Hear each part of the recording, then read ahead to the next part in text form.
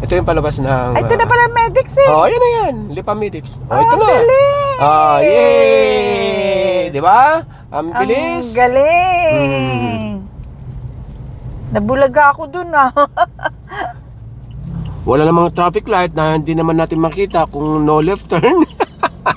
Pwede kasi nga. Ay, yun pa naman ang pinaka mabigat na violation. Yung bawal kumaliwa. Maramo. Oo naman, kahit naman sa ano. Huhulihin ka, may putol pa. May putol pa.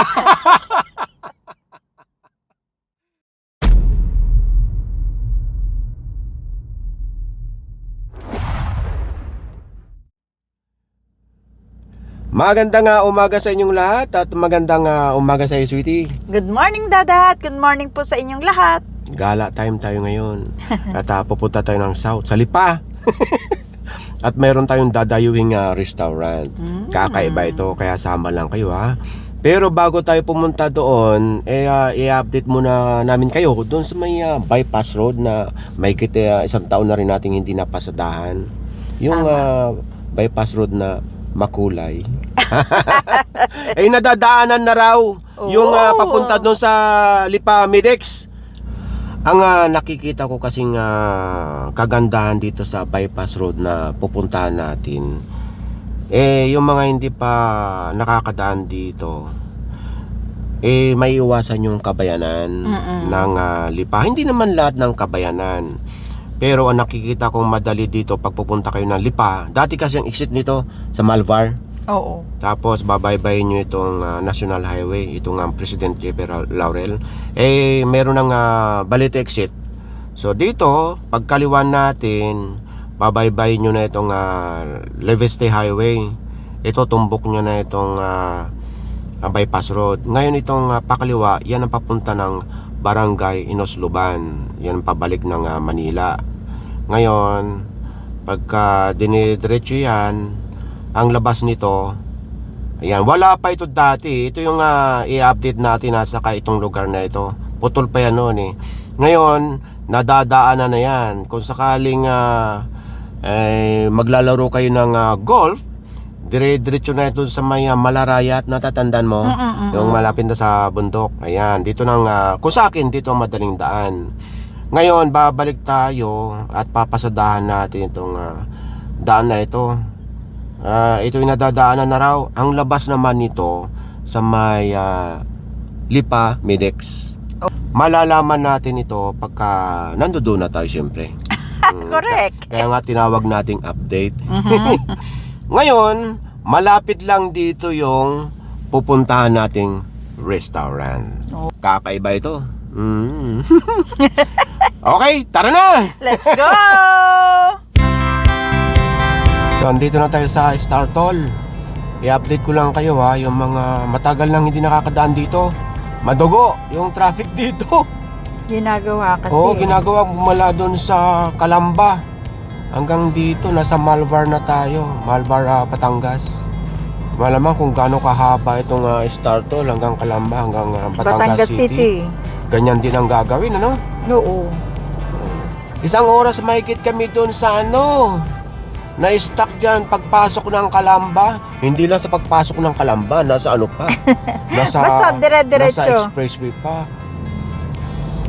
Pagkalampas nyo ng Malvar exit, ito na yung susunod, yung Balete. Ito na yung Balete. Yan ha. Bilis lang to matapos. Daming gumagawa Comment lang po kayo ha, kasi ito implement na yata yung pagkakulang yung load.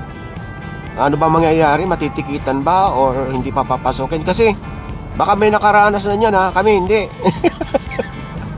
Para sa kaalaman ng ating mga kabayan, para laging handa, laging malaman itong ating RFID.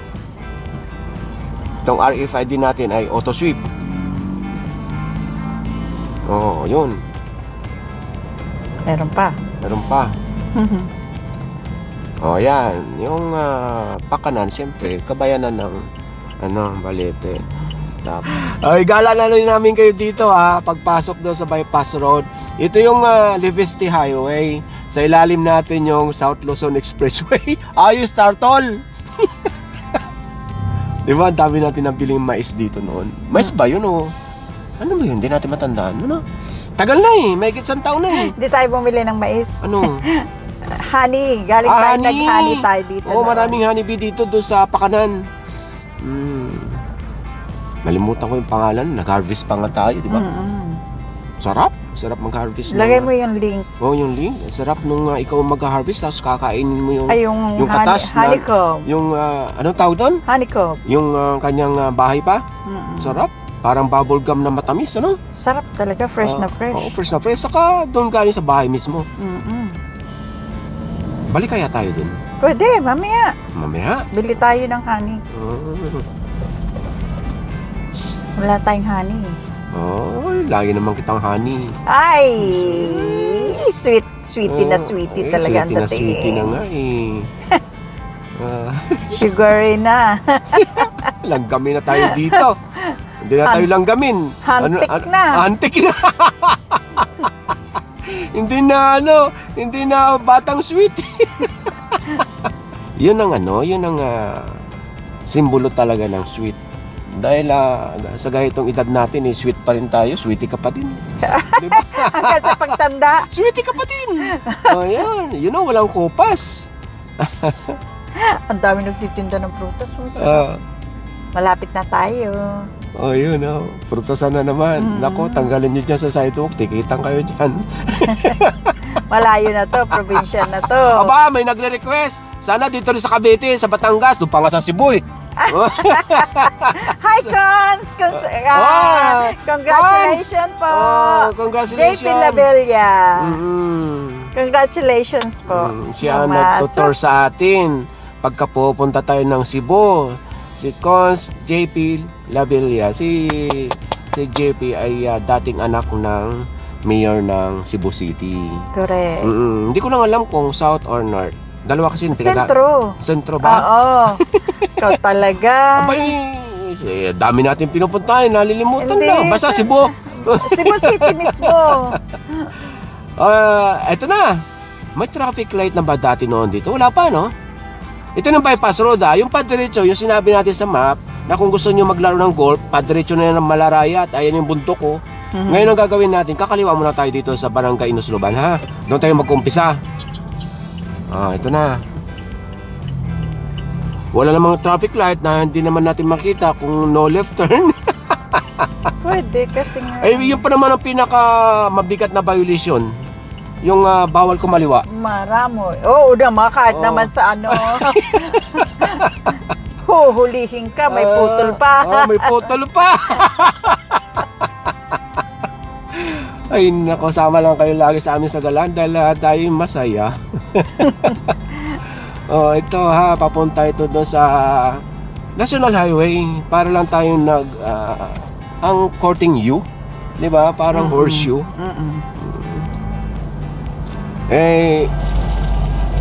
Sabi nga natin doon noon magmamahal na yung appraisal ng lupain dito. Lalo na yung may mga bahayan dito. Gaganda, kasi binigyan sila ng daan. May subdivision dito eh. Baka andito yung subdivision ng ninong mo. Ayan diba? Ganda. Daan niya rin ito. Cute kaya. Pag isa lang. Ay, tinan nyo, yan ang bike lane yung color, red ba? Pink. Basta. No, pink yan. Nakashade ka kasi. Ay, ganun ba yun? Oo, nakashade din ako. Cute kaya, Hindi mahirap linisin, maliit.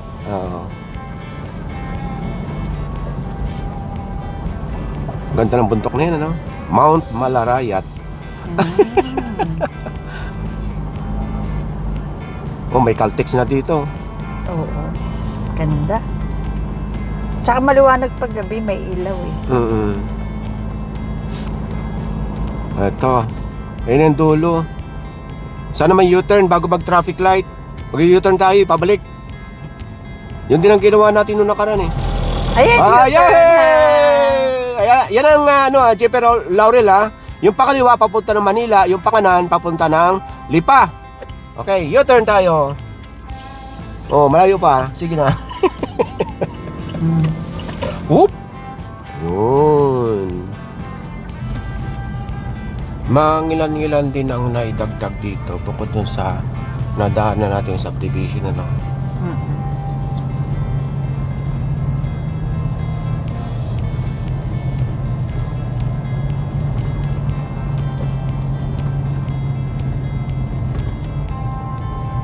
So, yung sidewalk para sa tao, yung pink sa bike.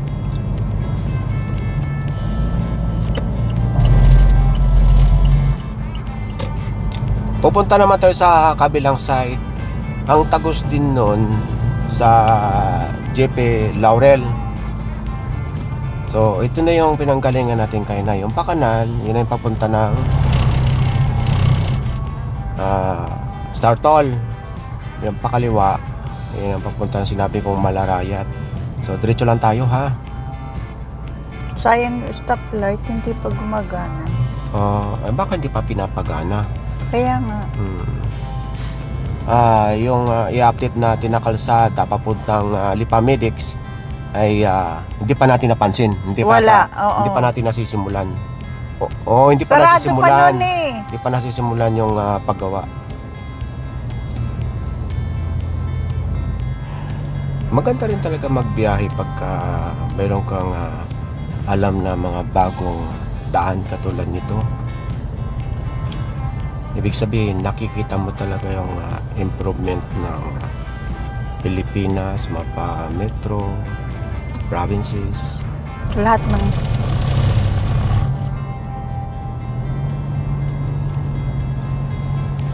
Ganda ng bahay doon. May nakita ako dito sa aerial view. Ito, oh.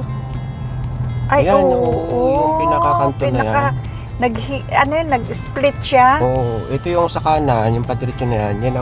Yan ang babalikan natin mamaya. Diyan tayo lulusot. Itong lugar na ito. Oh, yan, nakikita nyo sa drone. May roundabout siya. Oo, ang ganda ng pwesto nito kung may tatayo dyan. Comment lang kayo kung ano itatayo dyan sa gitna na yan. Ayun. Ano yun? Yung parang logo-logo. Restaurant o ano. Restaurant? Di mo Parang nabasa ganun. ko ng pangalan? Hindi ko napansin. Mamaya. Mamaya. Tingnan natin, ha? Punta Maganda lang niyan coffee shop. Oo. Ha? Maganda diyan coffee shop. Malamang kasi after mga ilang taon Puno na to. marami nang dadaan dito. Kaya, hindi. Ngayon pa lang, ang ganda-ganda eh. Oo. Ganda ng bundok, oh. Diba? Sana may U-turn din para bago dumating ng traffic light. Ang ganda tignan. Ang ganda tignan sa taas. O may pakanan din dito. Anong Turn right. Oh, yun lang. Yun lang. Turn right. Walang signage. Oh, Pinaka-proper din siguro yun. Di pa Diyan din ang lusot niyan. Sana may U-turn dito. Ito na yung National Highway. Wala ba nakalagay na papansin mo walang no U-turn? May nagta-traffic eh. Pwede yan kasi pwede ka diretso tapos doon ka na yun. Turn left ka muna. Oo. Pa Manila yan yung pakaliwa, pakanan, papunta ng yun ang Lipa. Ayan. Wala. Pantayan mo siya. Wala naman nakalagay na U-turn. Ayun na no U-turn. Ayan, okay daw. Ayan, okay. Nag-okay ba? Thank you. Nag-okay ba? Hindi, nagsinyos ka eh. Ay! Salamat. Uy, may mga tinda-tinda na Balik lang tayo doon sa pinakakanto. May parang nakita akong text doon doon sa pinaka sinabi mong coffee shop.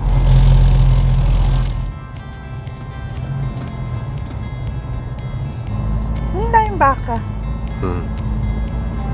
Ano ito farm. Itong area na ito.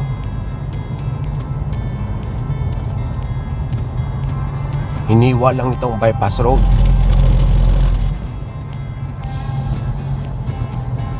Dahan-dahan nga tayo dito. Wait lang ha.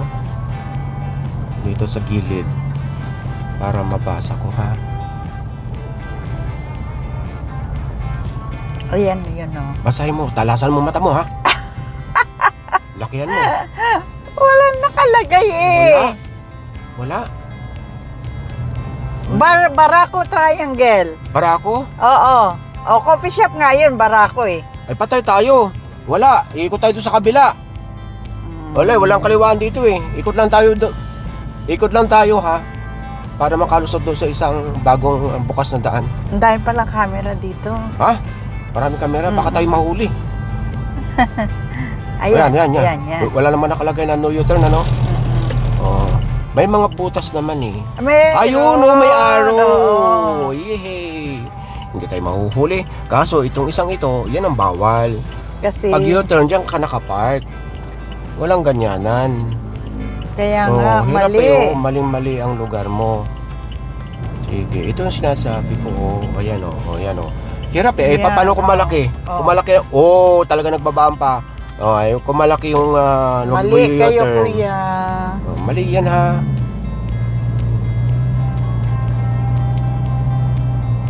Kakanan na tayo dyan. Oo.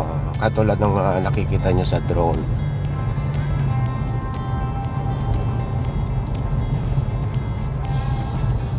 Ayan. Wala pa ito dati noon sa kayang triangle na yan. Di natin napansin noon. Kaya mas maganda talaga pag nag-update tayo after 1 year, 2 years. Sigurado may improvement. Ang tagal na nun. Napaghulihan ka na. Hindi at least na nakakadaan tayo katulad nito. Hindi tayo pabalik-balik. Sayang kayo sa gasolina. Ganon. Uy, ito diba? Daming tinatay yung ano. Oo, kitang-kita yan sa taas. Ayan, ganda ng bahay diba? May drama. Yan ang gusto kong bahay. Gusto ko rin yan. Yung malit lang yung bahay pero malaki yung... Driving continuously for 3 hours and 30 minutes. Saka hindi elevated siya. Oo. Yun ang, diba, sabi ko yun ang maganda. May drama pa akyat. Ayaw ko yung malaking bahay tapos wala ng loan. Wala ka nang tataniman ng papaya, kalamansi. Diba? Sabi mo nga, ayaw mo ng maraming linisin. Totoo naman. Pero marami ka namang wawalisan sa labas. Ay, okay yun.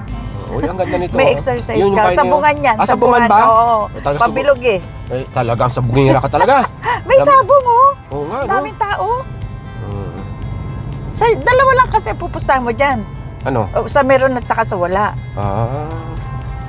Parang sa pula, sa puti. Ganon. Ang panalo mo dyan, tabla. Tabla. Parang yung patay ang manok o di kaya parang yung tumakbo. Diba? Ito yung palabas ng... Ay, ito na pala medics eh. Yan na yan. Hindi pa medics. Ito na. Bilis! Yay! Diba? Ang bilis. Ang galing. Nabulaga ako dun So yan, ayan na yung National Highway, yung Jepe Rizal. So ayan, sana nag-enjoy kayo dito sa unang bahagi natin dito sa Lipa. Ang susunod nating pupuntahan, yung restaurant. Okay. Kung sakali naghahanap kayo ng malapit na restaurant dito at kakaiba, isama kayo sa amin. Sugurin nyo na rin po. Sige. Okay, bye for now. Nangingiti kami, hindi kami kasi sa camera. Ang lalaki na namin. Naglalakihan na kami. Maraming salamat sa inyo sa pagsama ha. At huwag kayong magsasawa dahil malayo pang mararating natin. Yes. Okay, bye! Bye! Thank you so much.